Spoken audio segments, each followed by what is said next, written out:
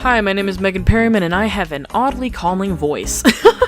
I've been told that before by a lot of people, and so, you know, everybody's like, oh, well, maybe you should be on the radio, but, you know, that's kind of a hard position to fill. So instead, I'm just, like, open for hire for audiobooks if you want to. I don't work for free, I will only work for pay, but guess what? You can negotiate some pay with me in my email address, which is right here. Yeah, that's about it. So now I'm going to read you a sample from one of my favorite Stephen King books, Cujo. I'm not going to read the entire chapter, so like, shh. But I'm going to read you some of the chapter. Anyways, here we go.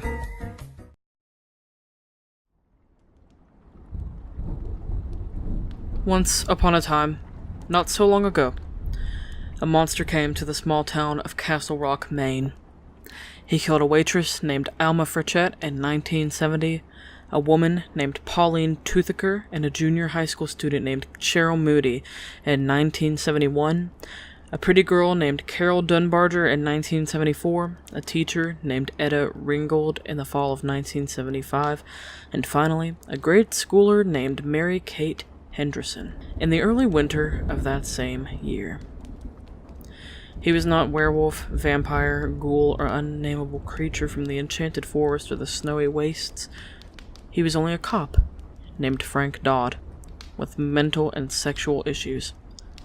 A good man named John Smith uncovered his name by a kind of magic, but before he could be captured, perhaps it was just as well, Frank Dodd killed himself. There was some shock, of course, but mostly there was rejoicing in that small town. Rejoicing because the monster which had haunted so many dreams was dead. Dead at last. A town's nightmares were buried in Frank Dodd's grave.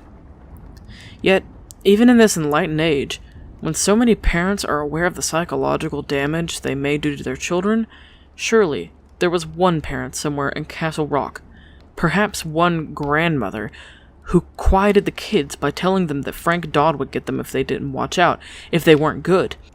And surely a hush fell as the children looked towards their dark windows and thought of Frank Dodd in his shiny black vinyl raincoat. Frank Dodd, who had choked and choked and choked. He's out there, I can hear the grandmother whispering as the wind whistles down the chimney pipes and snuffles around the old pot lid crammed in the stove hole. He's out there, and if you're not good, it may be his face you see looking in your bedroom window after everyone in the house is asleep except for you.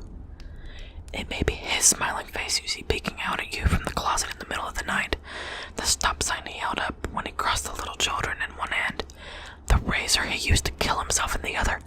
So shh, children, shh, shh. But for the most, the ending was the ending. There were nightmares to be sure, and children who lay wakeful to be sure, and the empty Dodd house, for his mother had a stroke shortly afterwards and died, quickly gained a reputation as a haunted house and was avoided. But these were passing phenomena, the perhaps unavoidable side effects of a chain of senseless murders. But time passed. 5 years of time. The monster was gone. The monster was dead. Frank Dodd moldered inside his coffin.